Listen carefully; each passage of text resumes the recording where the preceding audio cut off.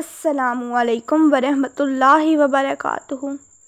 سورۃ مریم کی آیات مبارکہ 16 سے 35 کے درمیان حضرت عیسیٰ علیہ السلام کی پیدائش کا ذکر فرمایا گیا۔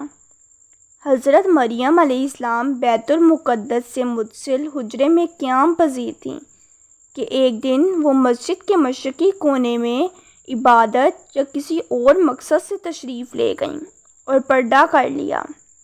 امام قرطبی رحمۃ اللہ علیہ فرماتے ہیں کہ وہ حسب عادت یکسوئی کے ساتھ عبادت الہی میں مشغول ہونے کے لیے حجرے کے مشرقی جانب کسی گوشے میں تشریف لے گئیں۔ حضرت ابن عباس رضی اللہ تعالیٰ عنہ سے منقول ہے کہ نصاری نے جو مشرق کی جانب اپنا قبلہ بنایا اور اس جانب کی بڑی تعظیم کرتے ہیں، اس کی وجہ یہی ہے کہ حضرت مریم علیہ السلام اس گوشے میں تنہا تھیں کہ اچانک حضرت جبرائیل علیہ السلام انسانی شکل میں تشریف لائے۔ حضرت مریم علیہ السلام نے ایک اجنبی شخص کو یوں اپنے قریب دیکھا تو گھبرائیں اور کہنے لگیں، میں تجھ سے رحمان کی پناہ مانگتی ہوں، اگر تو اللہ سے ڈرتا ہے تو یہاں سے چلا جا۔ حضرت جبرائیل علیہ السلام نے فرمایا، تم مجھ سے ڈرو نہیں، میں تو پروردگار کا بھیجا ہوا فرشتہ ہوں اور تمہیں ایک پاکیزہ بیٹا دینے کی خوشخبری لے کر آیا ہوں۔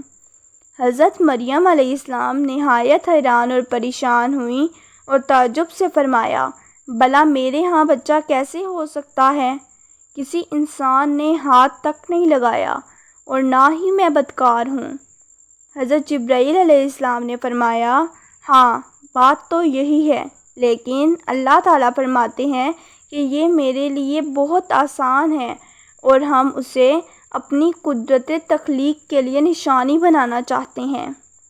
اس سے قبل ہم نے تمہارے باپ آدم علیہ السلام کو مرد اور عورت کے بغیر اور تمہاری ماں اماں حوا کو صرف مرد سے پیدا کیا، اور اب عیسیٰ علیہ السلام کو پیدا کر کے چوتھی شکل میں بھی پیدا کرنے پر اپنی قدرت کا اظہار کرنا چاہتے ہیں، اور وہ ہے صرف بغیر مرد کے پیدا کرنا۔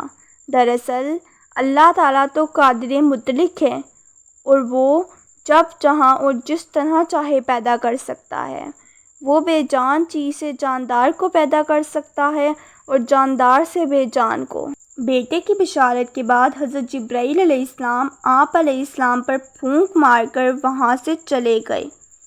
کچھ دنوں کے بعد حضرت مریم علیہ السلام کو بیٹے کی پیدائش کے آثار محسوس ہونے لگے۔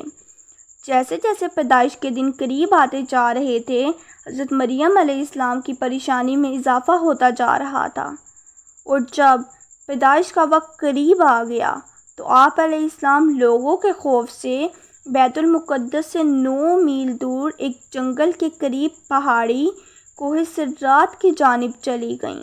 یہی وہ جگہ ہے جو بعد میں بیت لحم کہلائی۔ وہاں جا کر حضرت مریم علیہ السلام ایک کھجور کے درخت سے ٹیک لگا کر بیٹھ گئیں۔ زچگی کی تکلیف کی شدت اور دنیا والوں کے خوف نے آپ کو آبدیدہ کر دیا۔ کہنے لگیں، کاش میں اس سے پہلے ہی مر گئی ہوتی تو لوگوں کی یاد سے بھی بھولی بسری ہو جاتی۔ علماء فرماتے ہیں کہ انہوں نے موت کی آرزو اس لیے کی کہ وہ عزیز و اقارب، خاندان، برادری اور لوگوں کو کس طرح مطمئن کر سکیں۔